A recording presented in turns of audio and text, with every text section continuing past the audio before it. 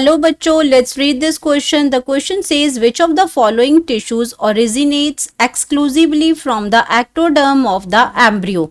अब यहाँ पे बात कर रहे हैं कि जो आपका एक्टोडर्म ऑफ एम्ब्रियो है उसमें से कौन सा टिश्यू जो है ओरिजिनेट होता है, एक्सक्लूसिवली कौन सा टिश्यू ओरिजिनेट होता है एक्टोडर्म से, specially muscular tissue, epithelial tissues, nervous tissues और कनेक्टिव टिश्यूज. तो इनमें चारों में से कौन सा ऐसा जो टिश्यूज है वो एक्सक्लूसिवली एक्टोडर्म से ओरिजिनेट होता है.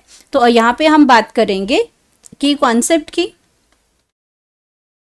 की कॉन्सेप्ट में आपका क्या होता है. की कॉन्सेप्ट में अगर हम बात करते हैं तो वो है जर्म लेयर्स. जर्म लेयर से हम बात करते हैं इसमें कि एम्ब्रियोजेनेसिस के टाइम पे क्या होता है. ड्यूरिंग एम्ब्रियोजेनेसिस यहाँ पे क्या होता है, 3 लेयर्स बनती हैं. एक आपकी एक्टोडर्म आती है,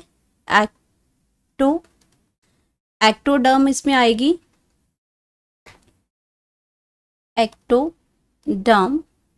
एक इसमें जो दूसरी लेयर आएगी वो आएगी, एक तो एक्टोडर्म आएगी और एक आती है आपकी एंडोडर्म, और इसके बीच में क्या आ जाती है, मीजोडर्म आती है. तो आपके जितने भी टिश्यूज हैं, जितने आपके जो ऑर्गन लाइनिंग्स हैं, वो सारी की सारी इन्हीं जर्म लेयर से ओरिजिनेट होती है, इन्हीं जर्म लेयर से बनती हैं. तो 3 लेयर्स हैं, ये आउटर लेयर है, ये आपकी इनर लेयर है और ये आपकी इन दोनों के बीच की लेयर है मीजोडर्म. तो सारा ओरिजिन इन्हीं लेयर से होता है. हमसे पूछा गया है कि कौन सा जो टिश्यूज है वो एक्सक्लूसिवली एक्टोडर्म से ही ओरिजिनेट होता है. तो अगर हम बात करते हैं इसमें कि एक्टोडर्म से हमारा जो रीजन जो होता है एक्सक्लूसिवली वो किसका होता है, नर्वस टिश्यू का.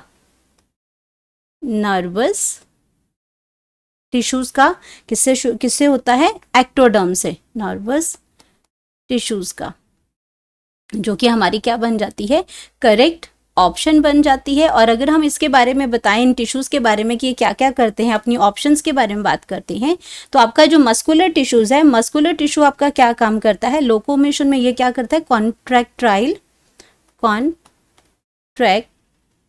एक्टिविटीज करता है. ये कॉन्ट्रैक्टाइल एक्टिविटी करता है और ये मतलब मेनली हमारा लोकोमोशन में हेल्प करता है. तो ये आपका मीजोडर्म ओरिजिन भी होता है इसका. और इसमें और अगर हम बात करते हैं एपिथेलियल टिश्यूज की, एपिथेलियल टिश्यू आपका क्या काम करता है, एपिथेलियल